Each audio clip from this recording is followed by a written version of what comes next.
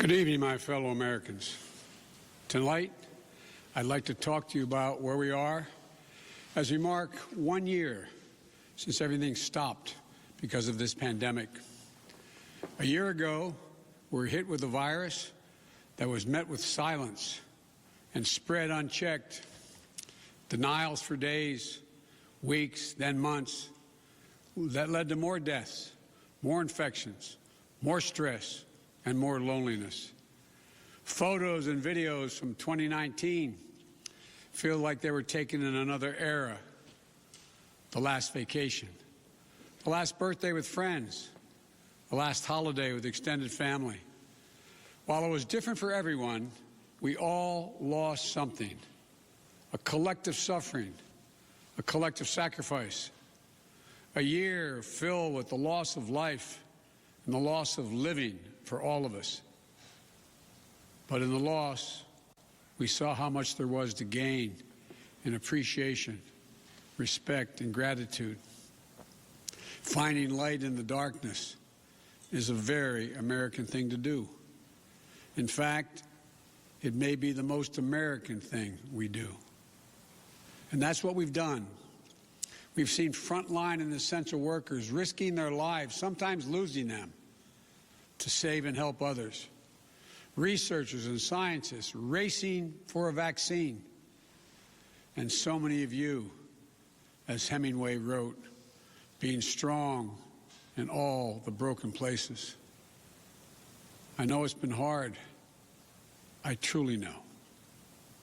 As I've told you before, I carry a card in my pocket with the number of Americans who have died from COVID to date. It's on the back of my schedule. As of now, total deaths in America, 527,726.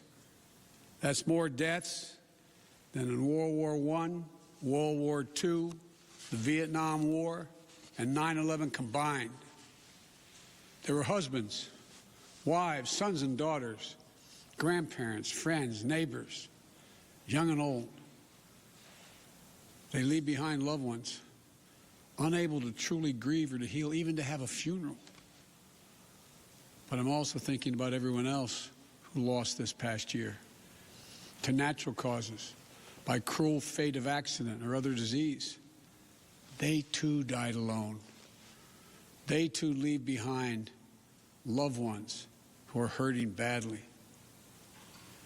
You know, you've often heard me say before, I talk about the longest walk any parent can make is up a short flight of stairs to his child's bedroom to say, I'm sorry, but I lost my job. Can't be here anymore. Like my dad told me when he lost his job in Scranton. So many of you have had to make that same walk this past year.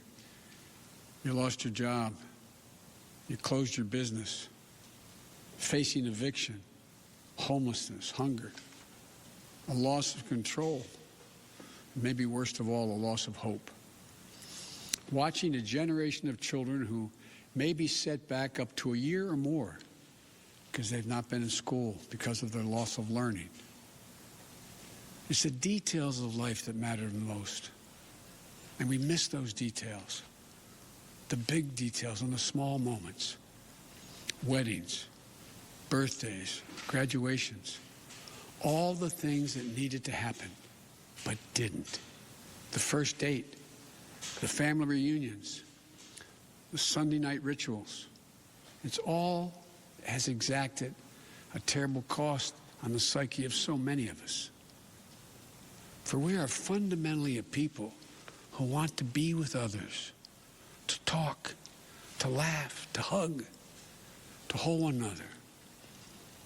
But this virus has kept us apart.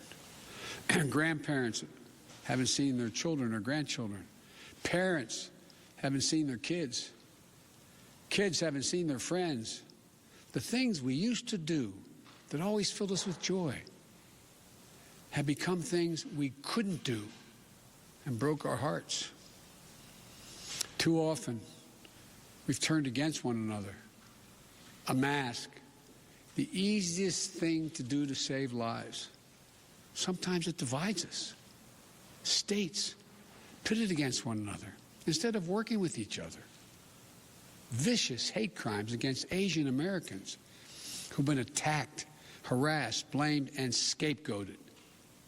At this very moment, so many of them, our fellow Americans, they're on the front lines of this pandemic trying to save lives. And still, they're forced to live in fear for their lives just walking down streets in America. It's wrong, it's un-American, and it must stop. Look, we know what we need to do to beat this virus. Tell the truth. Follow the scientists and the science. Work together. Put trust and faith in our government to fulfill its most important function, which is protecting the American people. No function more important. We need to remember the government isn't some foreign force in a distant capital. No, it's us, all of us. We, the people.